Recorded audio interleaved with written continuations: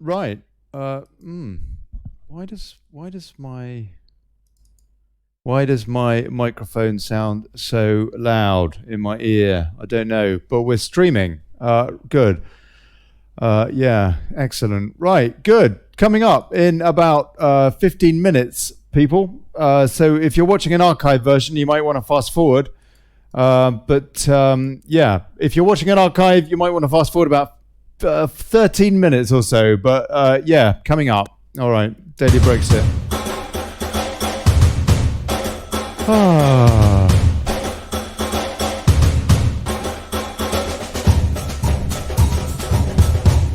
Yeah, all copyright free, Facebook. All the music's copyright free.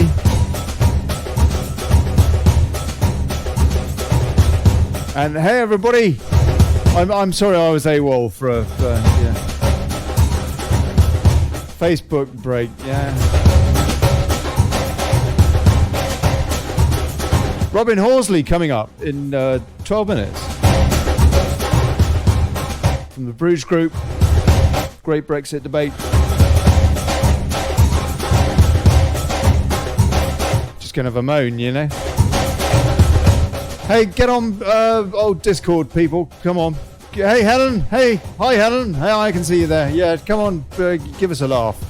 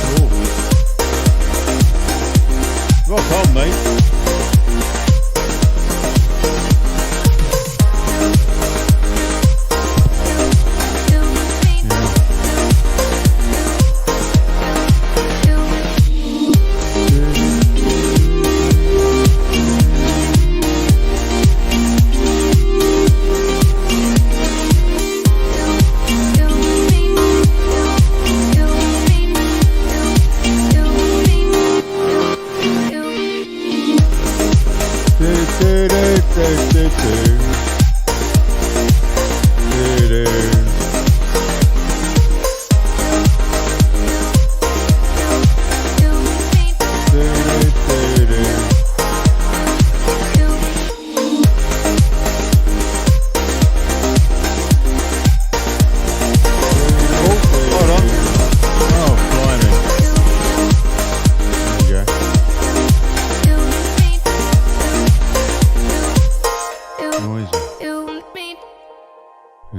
So there you go. Fancy that new independent group then? Yeah? What do you reckon? Can you support them? Yeah. Probably not. Probably not. I'll tell you what a bunch of garbage. What a bunch of garbage. Chucker a mooner. Just a bunch of bloody Blairites. Having a tantrum. That's Subri. Tell you what. Makes you want to hurl, really. Hold it. There you go. Yeah, talk about having a... Oh, steady.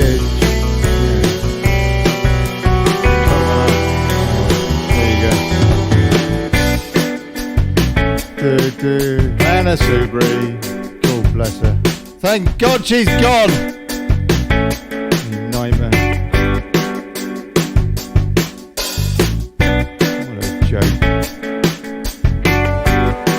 Good on you, Broxtow.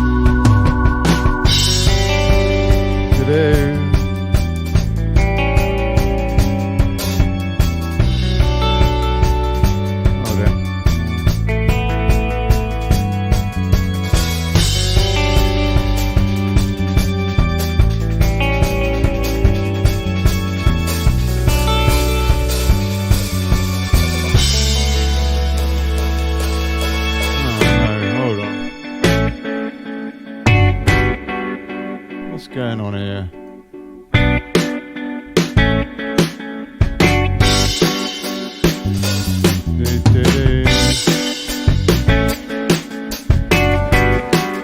Is that better? No, it's not better. There you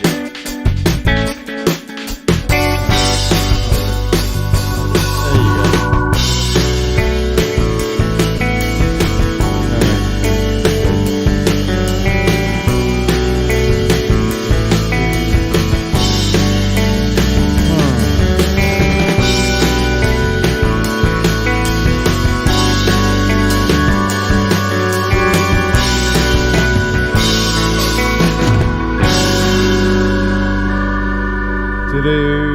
Do 2 minutes, people. 2 minutes, 90 seconds. I don't know, something like that.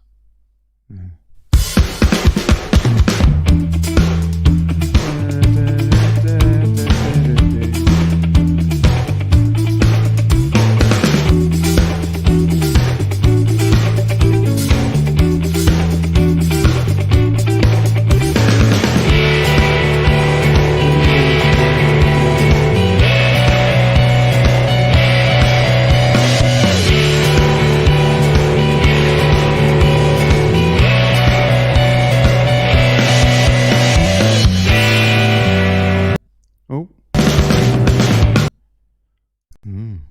Don't know what's going on there.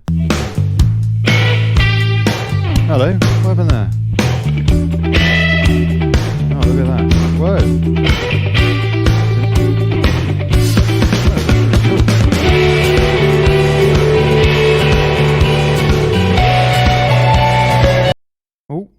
Oh, blimey. Don't know what's going on there.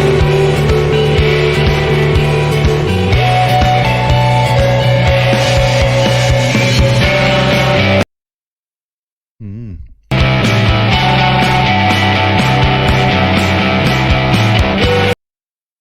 Oh, blimey, stop cutting it, for goodness sake.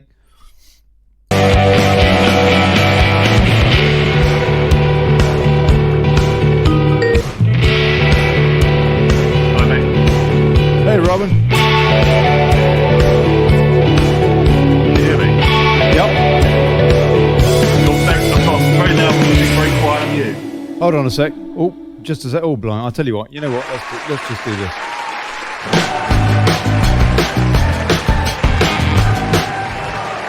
Yeah, there you go. Hey, folks. Good evening, good people. Welcome to the Daily Brexit. Robin, can you hear me, mate? I can. Oh, hello, good. Ollie. Can you hear me all right? Yeah, top. Good. Holding democracy to account, fighting for self-determination and exposing plutocracy. I'm Olly Connelly. Thanks for turning up.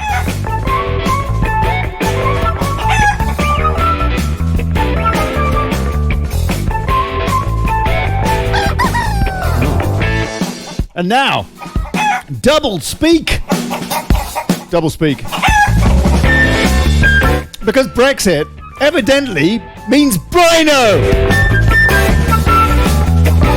The Bruges Group's Robin Horsley from the Great Brexit Debate is here to talk about treachery.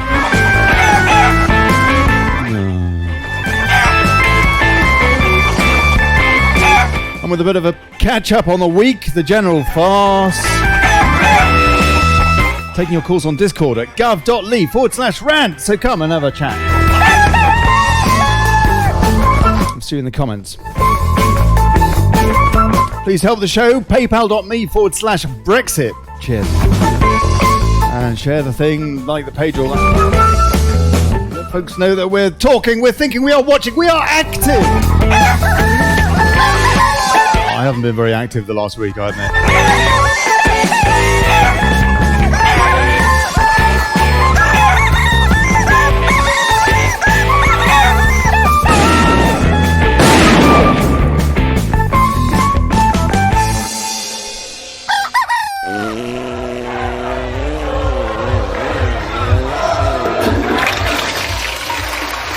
Right.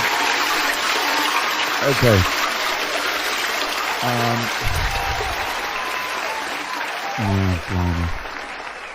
Robin, thank you very much indeed for joining me. It's good to see you again, sir. Pleasure.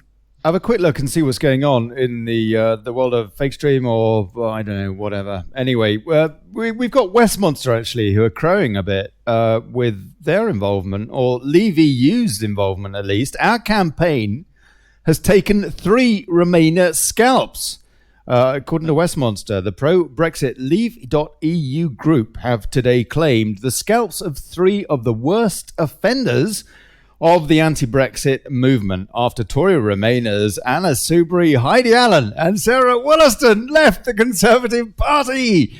They were facing huge pressure locally from the pro-Brexit Tory grassroots, with Leave EU having repeatedly held the Remainer MPs to account for backing a second referendum. Heidi Allen was clearly rattled and tweets,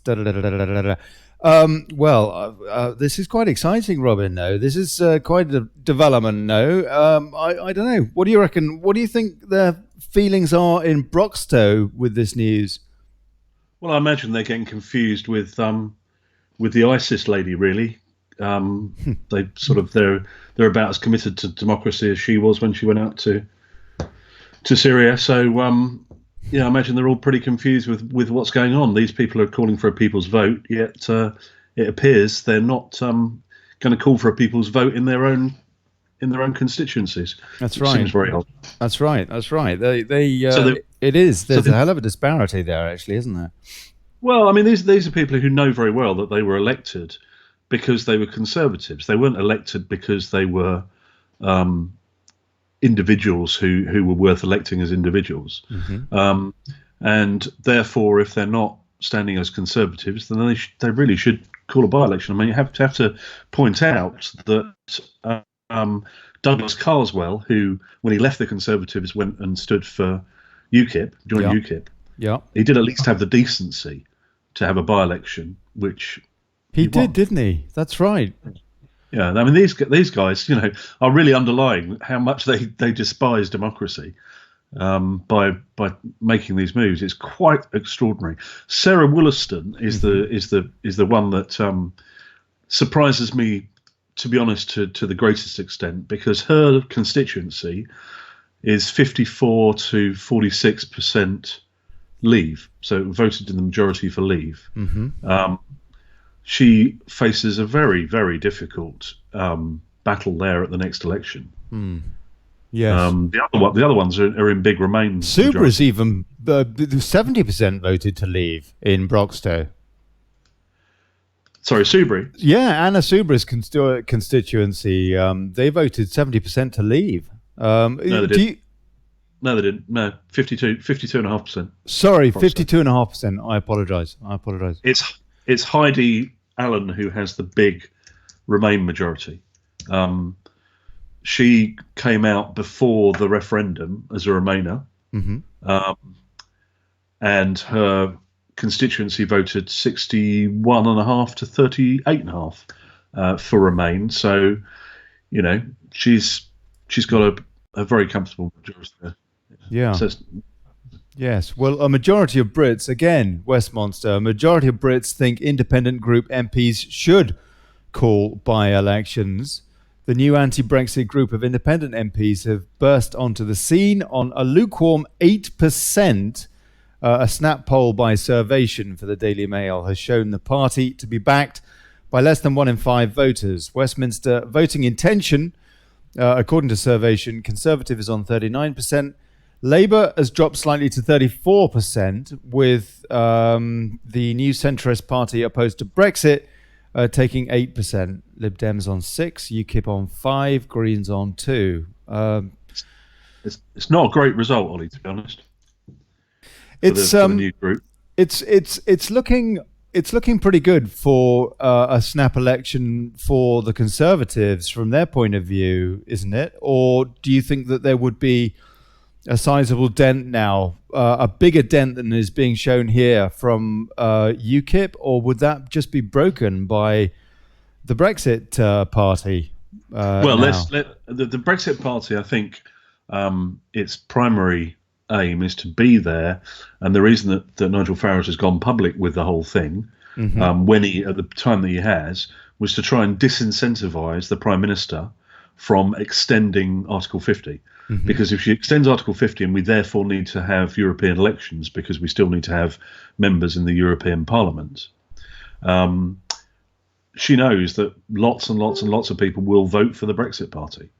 And 100,000 people have joined up, apparently, according to Farage. Yeah, no, I'm sure that's right. I mean, we did a Bruges group meeting last Wednesday, and this came up a lot. What are people saying there about the Brexit party? It was absolutely unanimous. I mean, there were 160, 170 people turned up for a room which was designed for about 100 people. It was absolutely packed. We were turning people away. And a young guy got up and he said, what are we going to do about this? What are we going to do about this betrayal that's going on? He said, I speak for myself, but I'm going to run for the Brexit party if I get a chance, because we can't have this. Really? And Kate Hoey and Sir Bernard Jenkin. Yeah, we're going to show some clips from those guys. So it was at that meeting that this. So, what are your thoughts about the Brexit party personally? Well, I mean, personally, I would certainly vote for them. I might even consider running for them. Really? And I've never wanted to run for political office before, but frankly, the first question will be about European elections, but the second question will be about whether, in fact, there are going to be parliamentary elections, because the difficulty with the situation at the moment is, of course, the DUP, and the DUP and the Labour Party can force a vote of no confidence, and if the DUP don't vote with the Conservative Party, then frankly, Theresa May could quite easily lose it, and that would force a general election. So it's not entirely in her hands. If she can't keep the ERG and the DUP, so the ERG is the European Research Group, so the group of Eurosceptic MPs, which is roughly 70 of them. Jacob Rees-Mogg is the chairman. Steve Baker's how many are in that group? Well, it's not disclosed, but it's thought to be about 70-ish, give or take, depending on who sort of includes themselves and who doesn't include themselves, depending on the political climate at the particular moment. What did you think of Subra's assertion that the Conservative Party has been overtaken by, I can't remember her exact diction, but basically she made it sound like, kind of, I don't know, well, hardcore Brexiteers, I guess, is her point, but basically people that want to leave the EU. Well, I think the fact is the majority of the Conservative membership for a long time has been Eurosceptic. A sort of 60 to 70, 30 to 40 split in favour of Eurosceptic rather than Europhile. So it's wishful thinking on her part, frankly. Do you think that Theresa May, her arm could be forced here towards a no deal? That what she's proposing is not Brexit at all. No, that's right. No, I think the basic problem we've got at the moment, and this is something that concerns me very, very deeply, is that the ERG are being pushed by the Prime Minister to be, what always happens in Conservative circles, to be team players. Think of the future. We're all here fighting for the team, that sort of thing. Well, I'm sorry, the team is the country. We are the team, the whole country. Right. And we've voted as we've voted. So, there will be a day of reckoning for those people. And I would say to anybody in the ERG, the day of reckoning will be bad for the Prime Minister. But everybody expects her to betray us.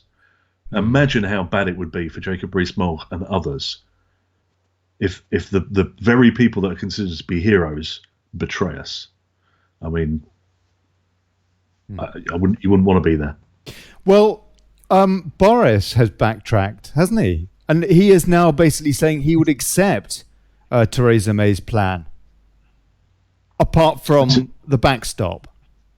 But her plan is full of problems. It's not just the backstop. No, exactly. There are huge issues with staying in the customs union, with a transition period that can last till 2099 or 20XX, as it says. So the transition period can go on pretty much forever. But I think you're going to come on to a piece that Bernard Jenkins, interpretation of it, aren't you? But I mean, there are huge problems. There's this secret committee, effectively, that will make decisions. The withdrawal agreement is a big lie, just the name. It's not a withdrawal at all. It is staying in. Okay, I'm just writing that down. Secret committee. Yeah, I mean, basically, there's a committee that arbitrates over various interpretations of terms within the withdrawal agreement, and it's made up of, I think, two people representing the British government, 2 or 3, and the same on the EU side. But it's all in secret, can't be scrutinised. It's just the whole thing's just a complete nonsense. But it's like checkers. It was always designed to keep us in the EU. So in other words, they come up with some. This is talking about future policy, the future relationship of the EU/UK. Yeah, that's it's not. It's talking about the withdrawal agreement. It's not even the future arrangements. What do you mean? Okay, there's a secret committee that is doing what? If you look, arbitrates over, or the decision-making process when there is dispute, arbitrates over that dispute process, but it doesn't do that publicly, so it's not there for scrutiny. If you look at, I'm sorry, we'd have to go back to some quite complex documents to explain exactly how that kicks in. Maybe I shouldn't have brought up one of the more complex areas, but yeah. It is a great worry, isn't it? Okay, just a bit more on this story from Westminster. 57% of Brits want to see the MPs have the guts to stand in by-elections. And a majority of voters think the MPs were right to break away from the Labour Party, whilst 54% agree that Jeremy Corbyn is a threat to UK security. And just a couple of other stories before we come on to listen to a bit of what Bernard Jenkins was saying at the Bruges Group last week. Conservatives have a 12-point lead in latest YouGov poll, so that's aside from the Survation one. The Conservative Party 12 points ahead in the latest YouGov poll, with Labour on 26, Conservative on 38, according to that. Lib Dem is on 7, and the Independent Group on 14%, according to them. As I say, 100,000 have signed up to the Brexit Party in the first week, according to Farage. Okay. Let me just can I just explain what I think is a really relevant point here. Or can I interject? Thank you, please. Yeah. One of the things to bear in mind is that over the last year, the Remain campaigners have been running campaigns across the country in politicians' constituencies on a constituency by constituency basis, designed to amplify the impression that there is more support. Well, amplify is not the right word. To create the impression that there is more Remain support in their constituencies than there really is. So if you look at their the organisation called Best for Britain, which was the one that Gina Miller started up, if you look at all their campaign documentation about their strategy, which was appeared on Guido Fawkes' website last year, somebody managed to get hold of it. What they do is that they explain how they were going to go about that, and basically they were going to bombard members of Parliament's constituency offices with emails, with visits, with writing letters to local papers, and the idea was basically to distort reality so that members of Parliament can't read all their emails. So what they do, because there are hundreds and hundreds and hundreds every day, so what they do is they get feedback from their researchers, the people who do all their parliamentary work, who see the number of emails, and they say, they walk into the office and say, what are the emails about today? Oh, we've had 500 about this particular issue. Okay, so that becomes prominent. And I think what may have happened, and what we're seeing, what's interesting with the polling results for this independent group, these numbers are pretty low for a protest, because what they're saying, 14%, and there's a big disparity with these things. What we're saying is the protest vote is only in those sort of numbers. So the sort of people whose absolute priority is to remain in the European Union, they don't give a monkeys about democracy. They don't care that we've voted. They just want to remain. They're so scared we're going to run out of lettuces that they want to remain. But that protest vote is at quite small numbers. Now, protest votes are one thing. When you actually have an election, they kind of become a fraction of what the protest vote was. We've always used to see that with UKIP in the early days, and with the Lib Dems at various points in the cycle. These are quite small numbers at the moment. Now, bearing in mind though that the three Conservative ladies only joined that group today, so we'll see the polls tomorrow and see if that makes much difference. It may make a dramatic difference, but it would really have to make quite a dramatic difference for them to feel like they're really getting somewhere. Yeah. Do you think many more people will join this group from the Conservatives? Maybe one or two more from Labour, I guess. I don't know. I mean, I think they are suffering with problems at the moment because people are asking them about their funding. That's right. This is very interesting, isn't it? Carry on, please. Well, you probably know more about it than I do, Ollie. Well, only that they're a company. They're a company. It's a registered company, isn't it? As opposed to a political group, which means that they don't have to disclose their funding. Yeah. Isn't that right? Until it becomes a political party. Yeah, until it becomes a political party, is registered as a political party. Makes you wonder. Yeah. I tell you, it would be nice to know where they get their money from. Amanda Rolofsson says they are like babies throwing their dummies out of the pram because they did not get their own way. At the end of the day, they are there to serve the people and not themselves. 17.4 million said leave, and that is what they should adhere to. With kisses. Hey, everybody. And I do look a bit tango, Charlotte. Leigh Holland says if Article 50 is delayed past the 1st of April. I've heard it will be more difficult to leave the EU due to the Lisbon Treaty. Can anyone confirm, please? Robin?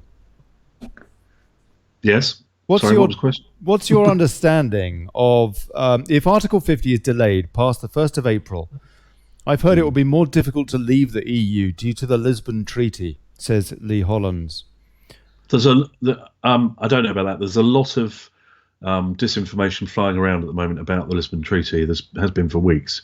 My understanding, but I haven't traced it back through the documents. My understanding is the magic date is actually somewhere a little bit later than that. The complication is that if Article 50 was extended, well, there's a number of complications, but one is that we would have to have European elections that we took part in. There will be European elections this year, obviously, but we would have to take part in them as well. That would be quite entertaining. For all the wrong that would be quite entertaining for all the wrong reasons. Yeah. No, go on. Sorry. Carry on. It would be absolutely farcical. So no, there's a lot of, I'm happy to be corrected. If I can't actually see that comment at the moment, but if somebody's got some more background information on that, I'm happy to be corrected. But my understanding at the moment is no, that's not the case. So if there were these local, these EU elections, would you stand possibly for the Brexit Party? Yeah, I think I might consider it. It would depend if there was if they needed a candidate in this area. They need a candidate that knew what they're talking about, and hopefully I know enough to tick that box. What is your area? I have no desire, frankly, to run for political office. But we need human beings in there. What is your area? You don't have to say, but whereabouts are you? I'm in Guildford and Surrey. Right. Patricia Ann Ellis, are these so-called MPs still being paid and claiming expenses? And the answer is yes and yes, Patricia. Mary Monk, May deal is treasonous. Out WTO is what we voted for. Sarah Boland, if we go with May's plan, we are screwed, to put it bluntly. She's right. She's absolutely right. Yeah. Charlotte Jameson says May's deal will not go through. And she's probably right too. So we're going to look at an extension of Article 50. That's the bottom line. That's what they're doing. That's what they've positioned themselves to do. And they've got the full backing of the media, apparently. This is the doublespeak, that everybody is accepting this. It's just assuming it, no? Sorry, it's assuming what, Ollie? Slightly there. Well, pretty much. Maybe assumption is a slightly strong word, but I don't think it is really. It's almost at the point that extending Article 50 is almost assumed in the media. Yeah, I think it's been rolling around for a few weeks. That's certainly what I've heard, that the government were trying to achieve that over the last few weeks. I mean, it doesn't solve anything. It just, in fact, it creates problems. I mean, there's an interesting. Let me just run another interesting complication past you. Mm-hmm. Now, you may remember that the European Court of Justice made a judgment a few months ago about whether or not the UK or any other state that had triggered Article 50 could unilaterally, i.e. on their own, withdraw, cancel. Yes, that's right. They said they could. They said they could. However, as was pointed out to me by an eagle-eyed lawyer, the attorney, not the Attorney General, I can't remember, whatever the equivalent is in the ECJ, mm-hmm. So the most senior lawyer that gave an opinion on it. Mm-hmm. So they give both a judgment and an opinion, which the opinion explains the background reasoning to the judgment. Mm-hmm. Made the point that the consequential losses from Article 50 being cancelled would have to be dealt with in another way, other than, they weren't providing a judgment in that particular case, because that's not the question they've been asked. But it was flagged that it would have to be dealt with in another way.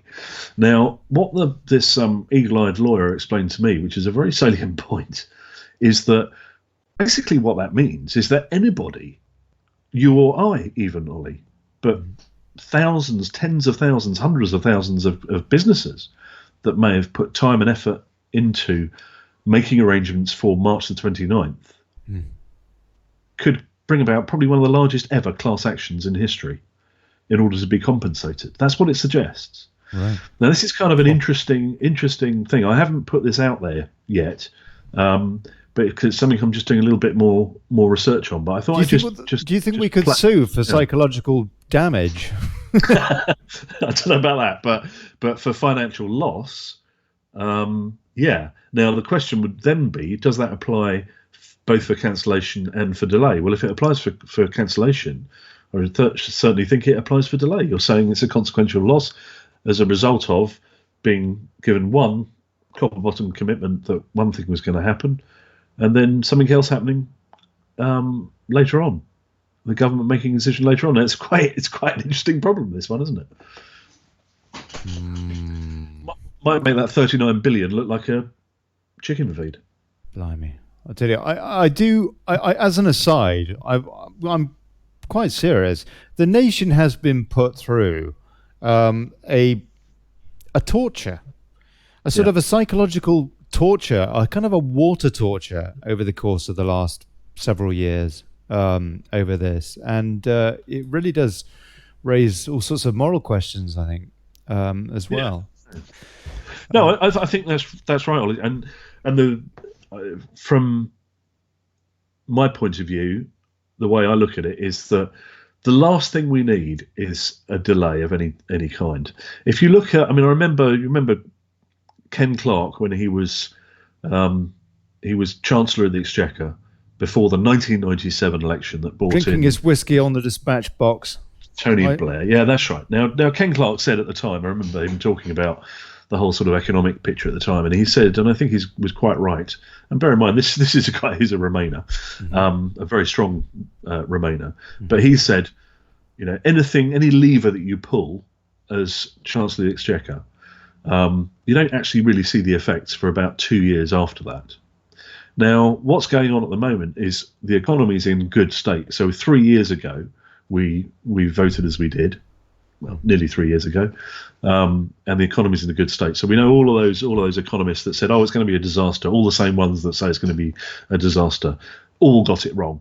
All of them. We were told at the time, "Oh, it's not just a few; it's all of them." Well, in that case, you all got it wrong, and you're all wrong again. Then, surely, aren't you? We know what you do. You're consistent at wrongness. So that we've got that situation going at the moment. But look at it underlyingly. People at the moment, when they're thinking about buying houses, building houses, investing money for businesses, all this uncertainty that exists around March 29th, if on March the 30th we haven't left, they're going to carry on sitting on their hands, aren't they? What else can they do? Now, we can suffer this short-term uncertainty, but are we seriously going to extend it? This is ridiculous. It's crazy. We're seriously going to be in a position where the Prime Minister of this country, time after time after time, tells us we are leaving on March the 29th, and then she's going to just go, "Oh no, actually, I was lying. We're going to extend a bit, or for quite a long time, or oh no, we'll have European elections." I mean, it's ludicrous. Okay, let's have a listen to some of what Sir Bernard Jenkin was saying last week at the Bruges. Some say it's leavers who must compromise, but Conservatives. He's talking about the compromise question. Yeah, all of this, us being talked about, hard Brexiteers and all that stuff, uncompromising. Anyway, so this is his take on that, and then just listen to what he goes on to say, because we're going to carry on talking about this, Robin and I now. Really want, which is a change of policy. Some say it's leavers who must compromise, but Conservative leavers in Parliament, the ERG, have made massive compromises. Perhaps too many. Contemplating supporting everything else in the withdrawal agreement that we don't like, so long as Theresa May agrees to replace the backstop. We've accepted the enormous financial obligations stretching decades into the future that are in this agreement. We've accepted 21 months of a so-called implementation period during which EU laws will continue to be set and applied. Ollie, can people see the video? But during which we will have no say over. Because I can only see my We have face. worked with other wings of the party and supported the. That's latency. It will catch up. Yeah, that's latency. Malthouse Compromise. Now, this is a remarkable alliance of leavers and sensible remainers who got together to try and save the present situation.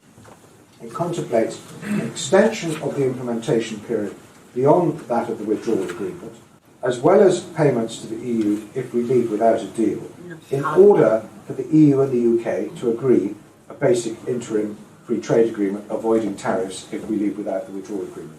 Now, if these proposals and accepting the necessary trade-offs isn't compromise, then we clearly have different definitions of that word. This was only to deliver. Robin, the audio is not great. He's talking about the Malthouse proposal. Compromise, yes. Can you just, I know he just summed it up himself pretty well, but can you just sum up pretty much what that is for us? And actually, Theresa May, well, I don't know. Is she Jacob Rees-Mogg suggested that she might still be looking at it earlier, but is she? I don't know. We keep getting conflicting reports about this. The ERG were apparently told by the Chancellor, Philip Hammond, that it was still on the table. But other people have been saying the Prime Minister has said the opposite, that it's not on the table at all. Philip Hammond has also been briefing that it's bad news. But he's such a moron, isn't he? But basically, it is... Well, can you explain pretty much what the Malthouse does, where it's different? Can I?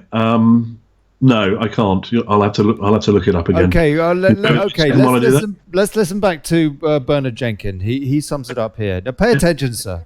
If we leave without a deal, in order for the EU and the UK to agree a basic interim free trade agreement avoiding tariffs if we leave without the withdrawal agreement. Now, if these proposals and accepting the necessary trade-offs isn't compromise, then we clearly have different definitions of that word. This was only to deliver the ultimate objective, to leave. Why should we ever compromise on that? Now, it is revealing that the government seems to have refused this joint olive branch, I regret to say. And it is now becoming evident that the dreadful backstop is what some of our own ministers actually wanted all along.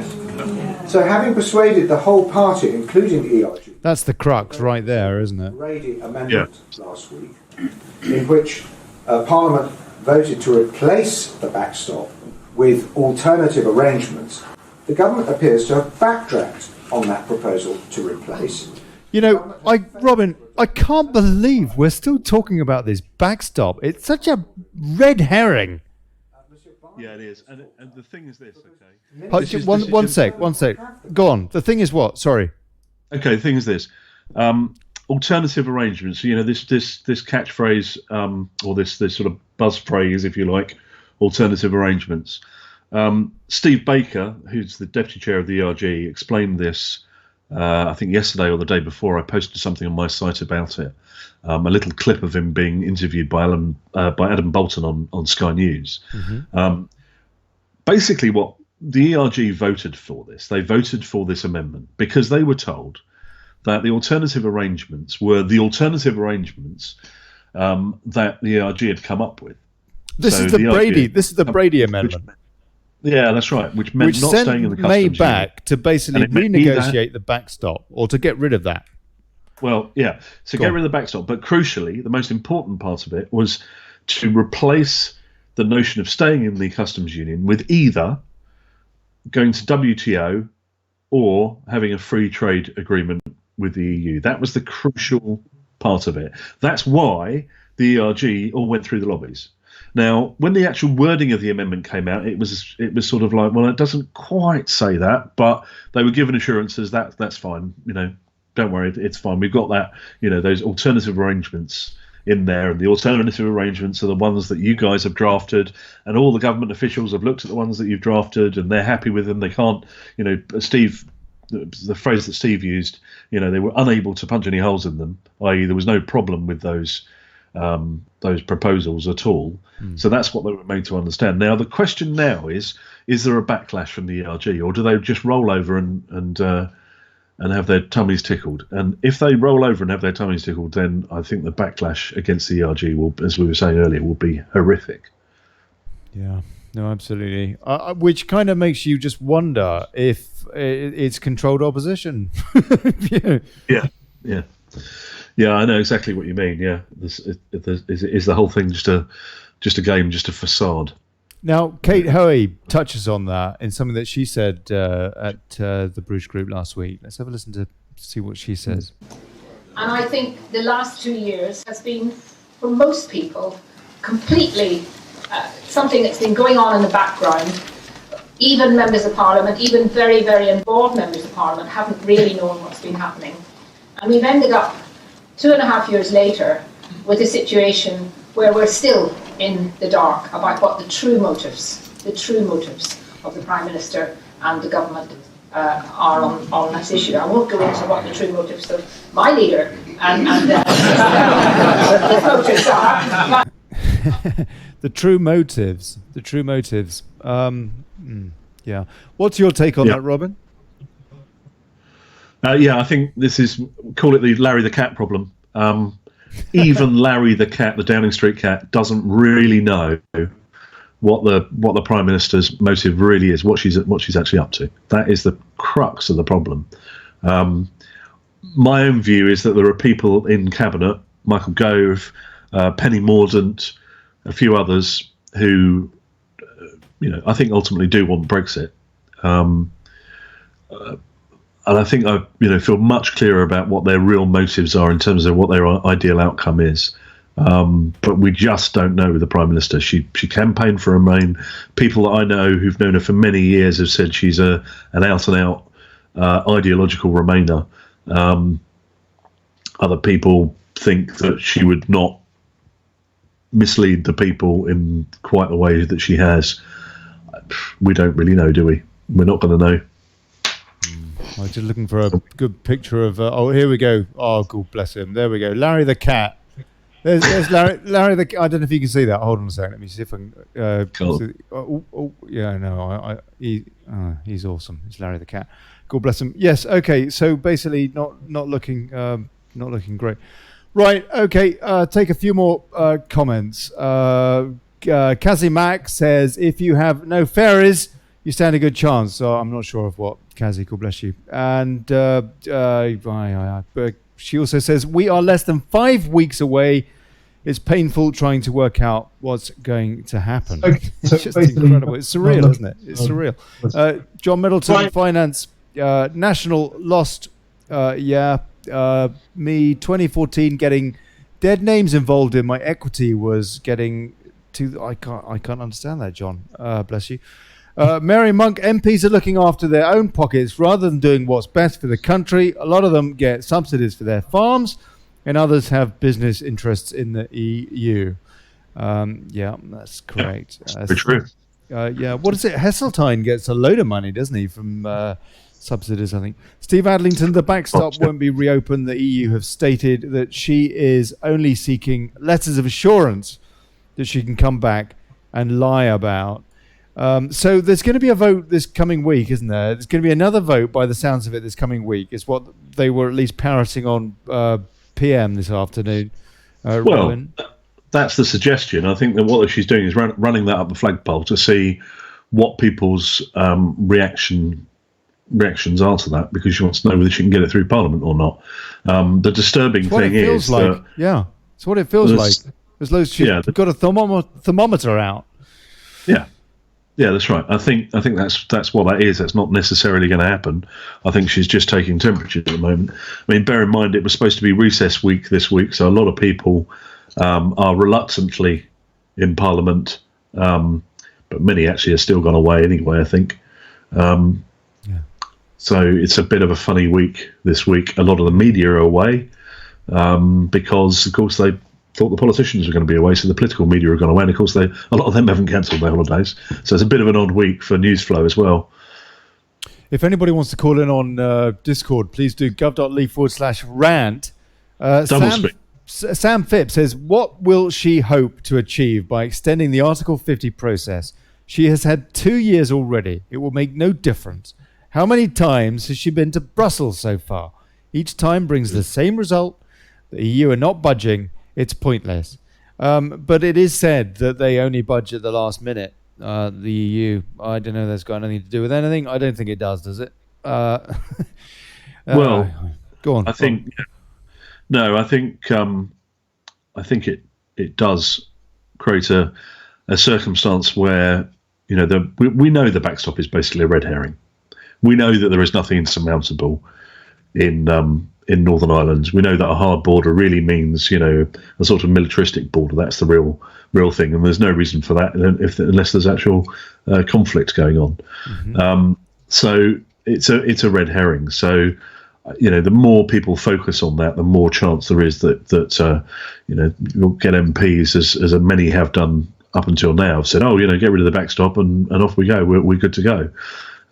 But also, as intimated there by Kate Hoey, for example, the EU, they don't need to budge because they expect the UK to extend Article 50, or rather this damn Parliament to do it. Yeah. Well, I mean, the word is that the government haven't even asked to reopen the withdrawal agreement. They haven't even asked the EU to start changing the text. And I think, did you pick up? We're going to go back to Bernard's piece.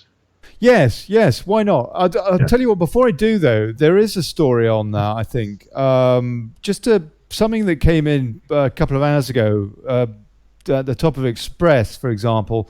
Brexit Live, May plots new deal which will infuriate Brexiteers. EU to agree this weekend. Typically sensational headline, but Theresa May is plotting a new Brexit deal with the EU, risking the fury of Brexiteers who feel anything less than the Malthouse Compromise is a defeat.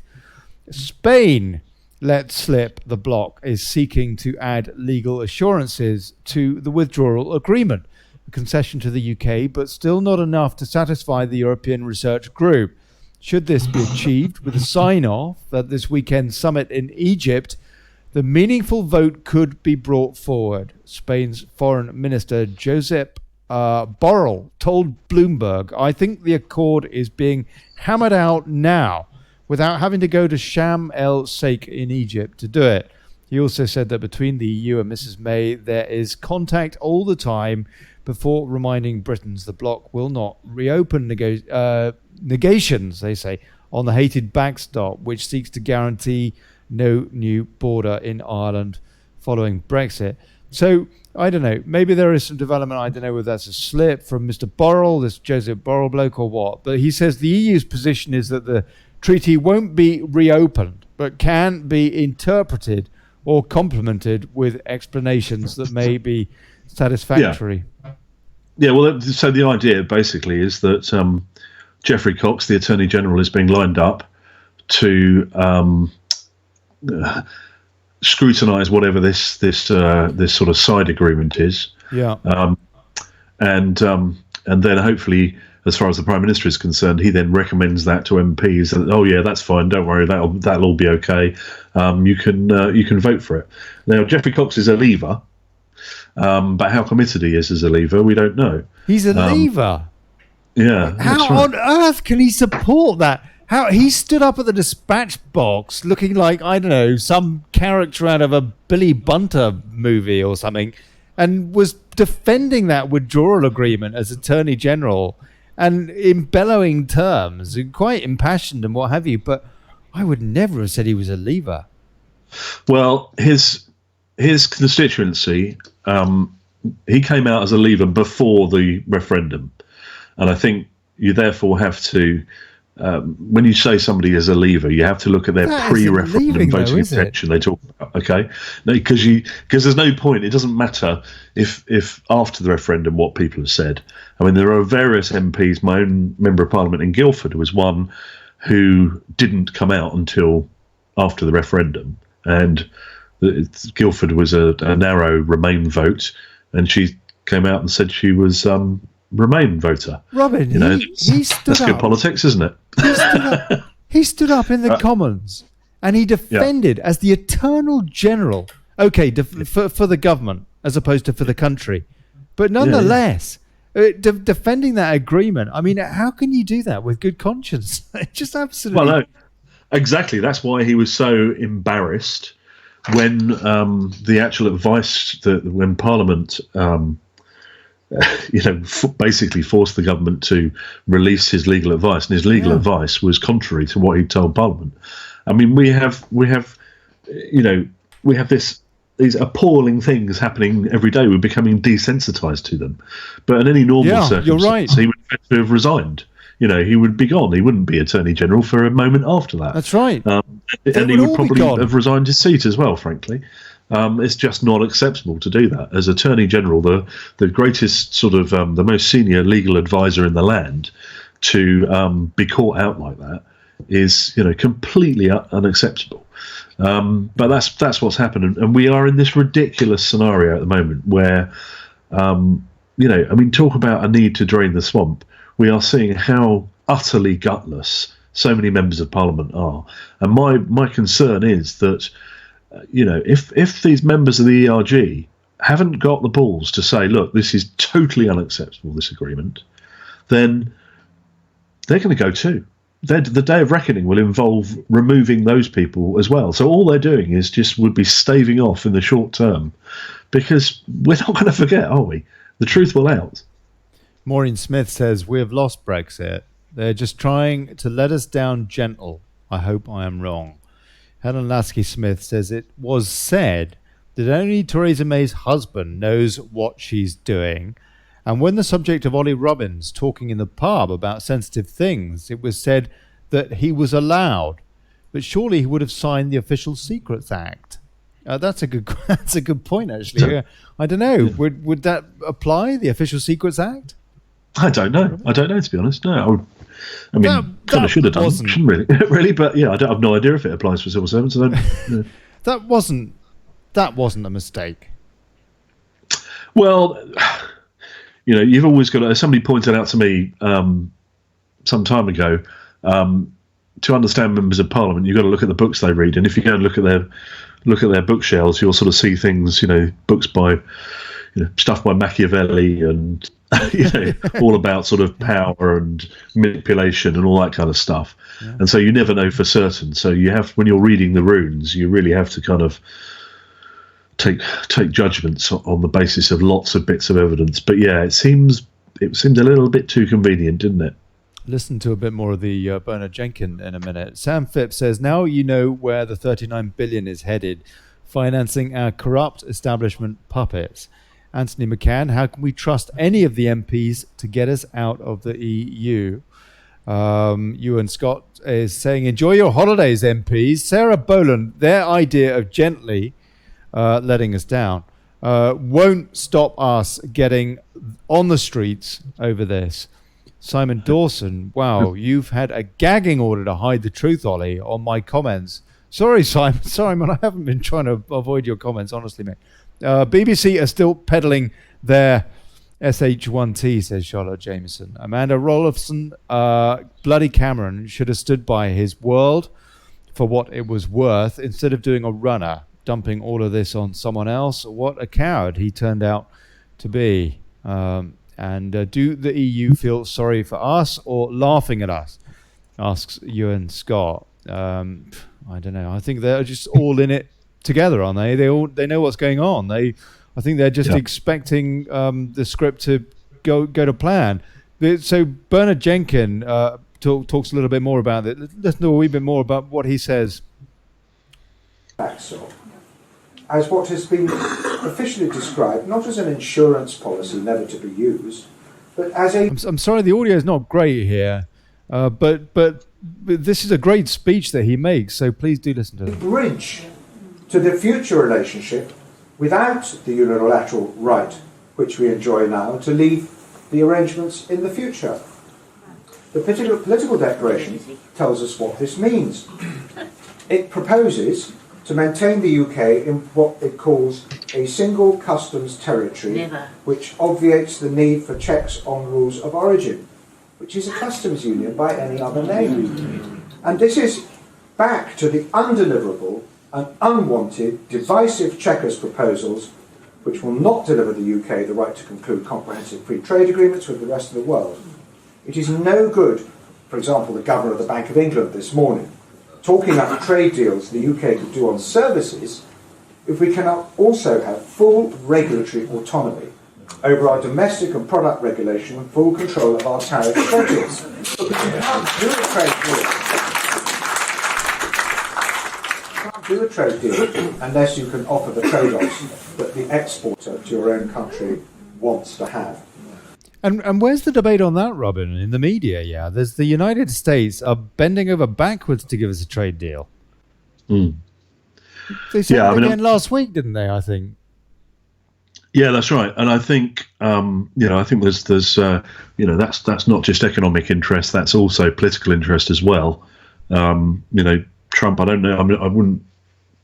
I don't know a great deal about American politics, to be perfectly honest, but clearly Trump is under attack at the moment. And he feels he wants to support Brexit. I think it's a big kind of war for him against what he sees as the globalist establishment. Yeah, that's right. Absolutely.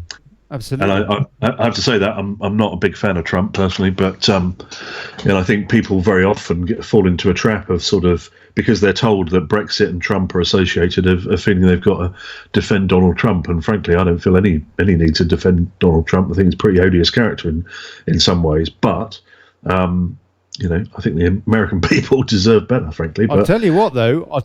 If Clinton was in there, we would be far, far further from Brexit than we are. Don't you think? Yeah. No, absolutely. I think, it's difficult. You've got to separate the individual from the political position, basically. Sure. Yeah. Mueller is reporting next week, by the way, according to CNN earlier. This is a bit more of Bernard Jenkins carrying on. Now, the tragedy of all this is that nearly all sides recognise that the backstop is simply not necessary. I mentioned Monsieur Barnier. He referred to what he called operational measures that could be taken to avoid a hard border.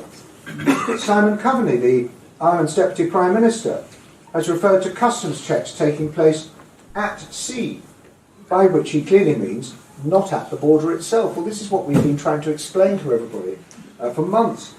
The impetus for the backstop remaining in the withdrawal agreement therefore appears to have come from our own government. And it is bizarre. That's the key there. That's the key there, Robin. Yeah, as he said, I think he said, I'm sure if he said then or he says in a minute, it's the backstop is a bridge as far as the government that essentially want to remain. It is a bridge. I mean, Jacob Rees-Mogg, interestingly enough, a couple of weeks ago at the Bruges meeting, he said, the customs union is the EU. It's what it started with. That's how he put it. Mm-hmm. And I hadn't heard a politician say that before, and I think he's absolutely right. It is. The customs union is the very core. It's what we started with the EEC, effectively. Yeah. Back in 1972, 73. And I think So what Bernard is saying there is that the government are not seeking to get rid of the backstop because they see the backstop as being the bridge to the future customs arrangements. Yeah. The future customs arrangements are effectively we stay in the customs union, which is not Brexit. Not by, only the very mad could suggest that Brexit involves staying in the customs union. Yeah, no, completely. But while the UK has voted to be a sovereign independent nation state, more like Canada or Australia, take your pick, somehow we keep being told that this would be disastrous. I think it is the protracted uncertainty about the final outcome which is generating the most damage, but sadly this seems inevitable unless we just leave on the 29th of March. The proposed compromise no-deal Brexit has the advantage of ending economic uncertainty much more quickly than any other option. That was your point, Robin. Yeah. It does, however, appear increasingly likely that the consequence of defeating the withdrawal agreement again is that the government may opt to extend Article 50. Now, I ask the question, back to Hodgson's choice, would it be better to extend Article 50 and therefore to remain a full member of the EU with all our rights to a voice, a veto, and to vote and to participate in the institutions, and with the unilateral right to leave at the time of our own choosing, or to subscribe to the withdrawal agreement, which could bind us indefinitely. Could we? Sure. Well, wait for it.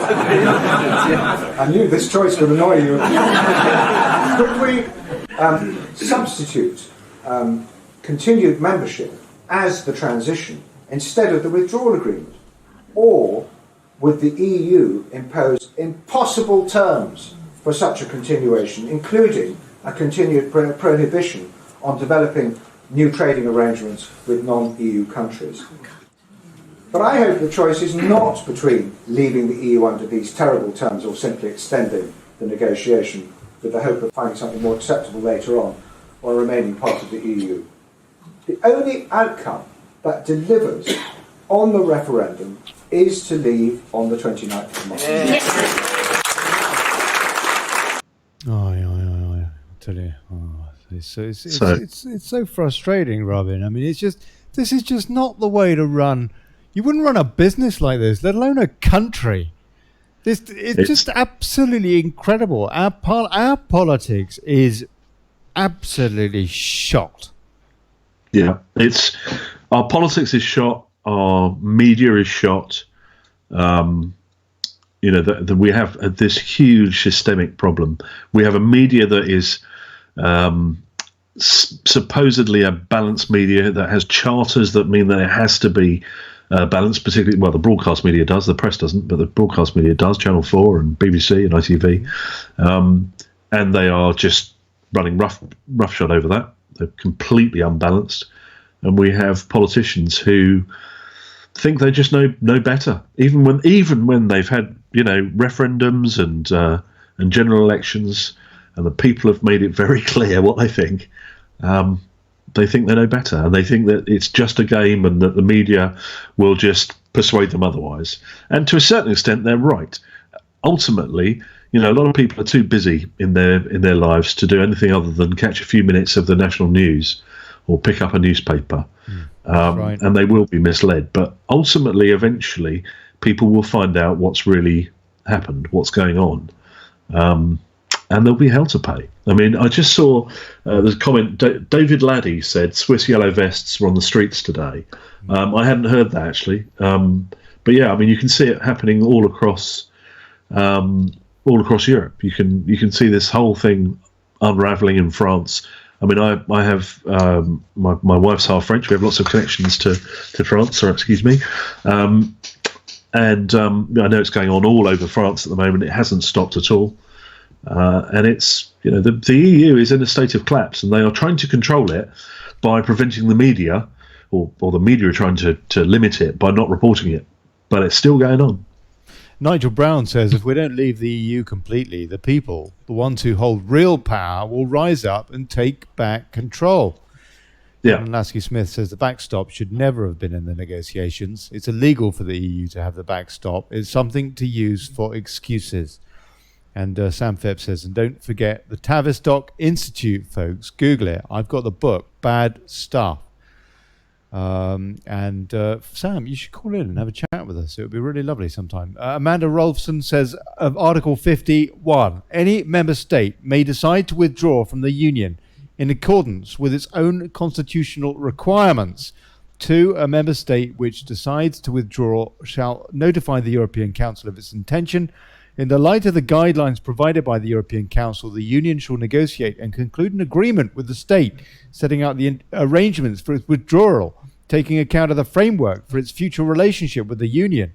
That agreement shall be negotiated in accordance with Article 218, Section 3 of the Treaty of the Functioning of the European Union. It shall be concluded on behalf of the Union by the Council, acting by a qualified majority after obtaining the consent of the European Parliament. And 3, the treaties shall, blimey, this is quite a long comment. 3, the treaties shall cease to apply to the state in question from the date of entry into force of the withdrawal agreement, or failing that 2 years after the notification referred to in paragraph 2, unless the European Council, in agreement with the member state concerned, unanimously decides to extend this period.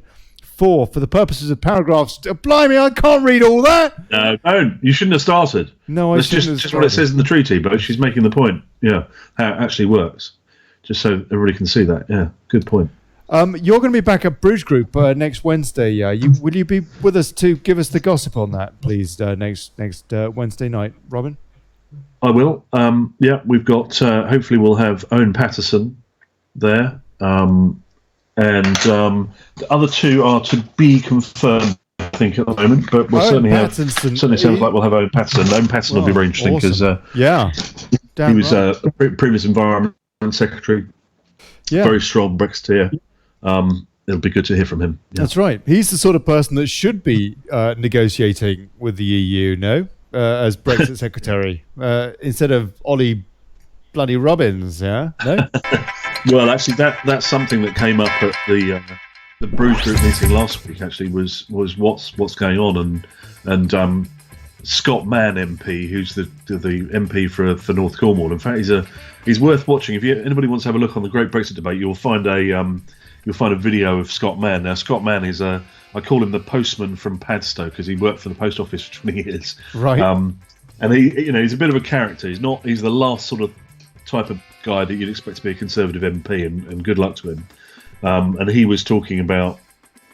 I'm sorry, I've lost the thread of what I was saying. Now, where were we? Where did we start? I don't know. I can't remember. No. Anyway.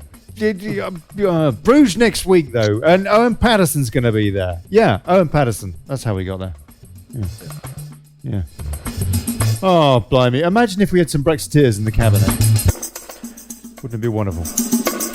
You've been checking out Daily Brexit.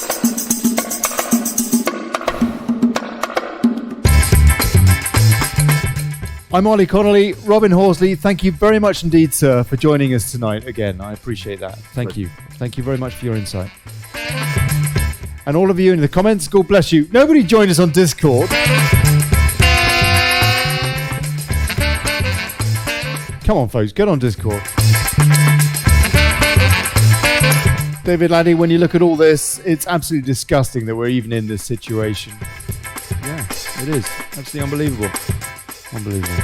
I'll be back tomorrow, 7 o'clock.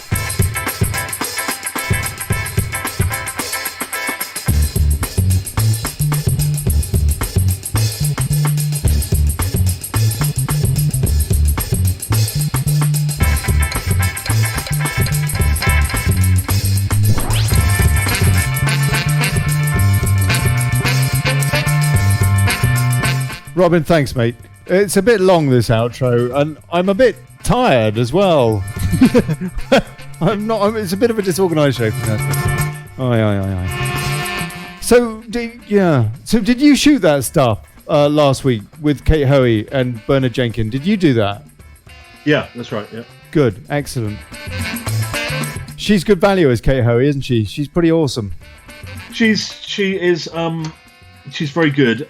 She's also just a very nice person to talk to as well. Actually, I quite enjoyed meeting her. I'd not met her before. She's just a nice, unassuming lady. She's quite sort of high profile as a result of her stance. Are you going to put those full? Are you going to put those full speeches on your website, greatbrexitdebate.uk? They're on. I will probably put them on the website, but if anybody wants to look at the whole thing, they can go to the Bruges Group YouTube channel.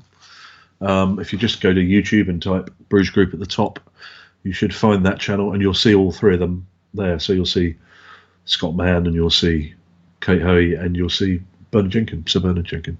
Robin, thank you very much indeed. Robin Horsley. Nighty night, folks. Here's to us and bugger plutocracy. I'll see you tomorrow.